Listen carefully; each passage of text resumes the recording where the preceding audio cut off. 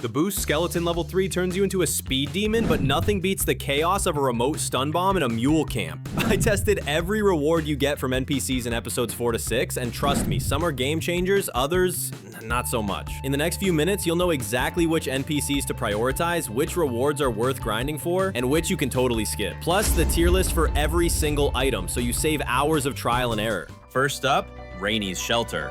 Let's talk about it, but don't get your hopes up. At level 1, you get nothing. She only shows up once you start episode 4. Level 2, still nothing. Level 3, you guessed it, nothing again. Level 4, yep, absolutely nothing. And after all that waiting, level 5 finally gives you something, but it's pretty underwhelming. Just 2 holograms, one of Rainy and one of a rainbow lorikeet, plus patch 68. So yeah, not exactly worth the grind. Consider this your heads up. The Rainy hologram goes in C tier, and the rainbow lorikeet, that's a D tier for me. Honestly, these are just cosmetics for your structures, and between the two, I'd rather use Rainy than the bird. Next up, we've got the Animal Shelter. Their rewards are quirky, but actually pretty useful, especially for stealth. At level 1, you unlock the Decoy Holo Grenade. This thing is great for distracting enemies. You'll see them attacking the decoy while you sneak away or set up your next move. I think it's a solid tool, but let's be real. There are better rewards out there when it comes to distraction or stealth tactics. I'm placing this reward in B tier. It's decent, but there are definitely better ones out there. At level 2, we get the Stealth Holo Grenade. It's amazing, incredibly versatile, and can be used in multiple ways. It helps you approach enemies without being noticed, and even if you're spotted, you can break line of sight, throw the grenade, and hide to regain stealth. This makes it an S tier reward, perfect for neutralizing enemy bases with ease. When you reach level 3, you get the BT Holo Grenade. Like the decoy, it's meant to distract enemies, but this one terrifies them, giving you the perfect chance to finish them off. You win!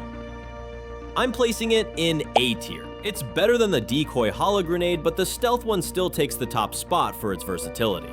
At level 4, you get the Quokka Backpack Accessory. This makes animals stay near you instead of running away. To be honest, it's only really useful for one trophy, Animal Comforter, where you need to bring an animal. And no, the kangaroo from the main order doesn't count. Beyond that, it doesn't add much value, so I'm putting it in D tier. At level 5, you get the Animal Shelter hologram and patch 28. Out of all the holograms, this one stands out a bit. It actually creates 3 people in the hologram.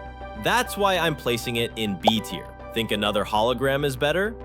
Stick around and watch till the end. This semi-hidden station gives you the Otter Hood at level 1. It lets you float in rivers, which is way better than getting swept away by the current. It's especially useful when you don't have bridges or vehicles and need to travel on foot. I'm giving this one an A tier for its usefulness. At level 2, you get the Stun Bomb, which paralyzes human and mech enemies on impact. I'm putting this in B tier since there's an even better version coming up next. At level 3, you unlock the Remote Stun Bomb, an upgrade that lets you set the trap and trigger it whenever you want. It pairs perfectly with the Stealth Holo Grenade, making it an A tier reward. At level 4, you get the Bola Stun Gun, which adds electricity to the standard Bola gun. It's great against mechs and even better against humans. With this, you can clear out bases incredibly fast, so it's an S tier, easily the best non-throwable weapon in these episodes. Finally, at level 5, you unlock the Inventor hologram and patch 63. For me, this hologram is about the same as Rainy, so it sits in C tier. Quick tip before we hit the Northern Observatory. Want to max out every NPC in episodes 4 to 6 without endless grinding? I've mapped a 20-minute cargo route that lets you deliver 90+ packages in one loop. Grab the guide, it's pinned in the comments and on the end screen if you want to unlock everything fast and smart. Now let's move on to the Northern Observatory. At level 1, you get the Blood Boomerang. This weapon uses some of Sam's blood to deal heavy damage to BTs, especially Gazers. It's the best weapon so far for these enemies, and it pairs perfectly with an upcoming reward. This one is an easy S tier. At level 2, you unlock the Guidepost, a structure built with the PCC level 2 that we'll see again when we cover the Dowser. To be honest, it's basically just a light in the night, and for now, it doesn't have much use. That puts it in C tier. At level 3, you get the Utility Pouch, which lets you carry up to 4 blood bags. This syncs perfectly with the Blood Boomerang, and it saves a lot of space in your pack. Another S tier reward. At level 4, you unlock the Bell Backpack accessory. It makes it easier to escape BTs and prevents vehicle shutdowns when entering a BT zone. It's good, but most of the time you'll probably want to fight BTs rather than run from them, so I'm putting it in B tier. Finally, at level 5, you get the Northern Hologram and Patch 65. Same as before, it's just like any other hologram, so it lands in C tier. Let's continue with the F2 South Distribution Center. At level 1, we get 3 unlocks: the combat boots, the sticky cannon, and the heavy machine gun. The combat boots sacrifice some of the impact absorption from trekking boots in exchange for better attack power in melee combat. Since I'm not much of a melee player, I'm giving these a B tier. The sticky cannon makes it much easier to pick up and deliver cargo using the off-road truck, which is essential for maximizing connections quickly. This one is an easy S tier.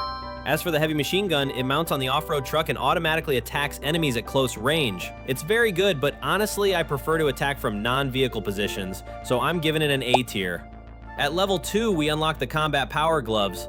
Level 1, which improve attack power and climbing capabilities, that's a B tier reward. At level 3, we get the combat power gloves level 2, which enhance melee attacks by adding electrification to enemies. As you can see in this fight, that makes them an A tier. At level 4, we unlock the Boxing Kangaroos accessory, which increases your melee damage. It's pretty good for melee builds, so I'm giving it an A tier. Lastly, at level 5, we get the Hologram and Patch 69. Not surprising, I'm putting it in C tier since I'm not really a cosmetics guy. The final NPC in episodes 4 to 6, without counting Heartman, is the Dowser. This one gives some amazing rewards. At level 1, you receive the PCC level 2, the Zipline, which can only be built with the level 2 PCC, and the Skeleton Boost level 1. The PCC level 2 unlocks upcoming structures that are useful throughout the entire game, so that's an easy S tier. The Zipline is one of the fastest ways to travel without a vehicle, letting you get from point A to point B in seconds. With a proper network, you can connect multiple locations seamlessly, another S tier reward. Lastly, the Skeleton Boost increases your sprinting speed. You can see here a comparison between moving with and without it. I'll give my final ranking for this one after we compare all its levels in a moment. You lose. At level 2, you're rewarded with the Porter Suit Desert Green. Not particularly handy, that's a C tier for me. At level 3, you get the Boost Skeleton level 2 in all available colors. At level 4, you unlock the Boost Skeleton level 3. Lastly, at level 5, you get the Dowser Hologram and Patch 34. Same story as before, nothing special here, so it's a C tier. Now looking at all 3 levels of the Boost Skeleton, here's what changes. The speed boost remains exactly the same across all levels, but portability improves, making loads feel lighter, and durability increases. Since the speed boost is the most important stat and it's there from level 1, I'm ranking the Boost Skeleton from level 1 onward as S tier. If you've watched this far, you're clearly a delivery master. Welcome to the crew. Don't forget to check out the 90 cargo route video if you want to speedrun your NPC connections. Links right here. And I've got more rewards, routes, and guides coming every week for the next episode, so hit that subscribe button.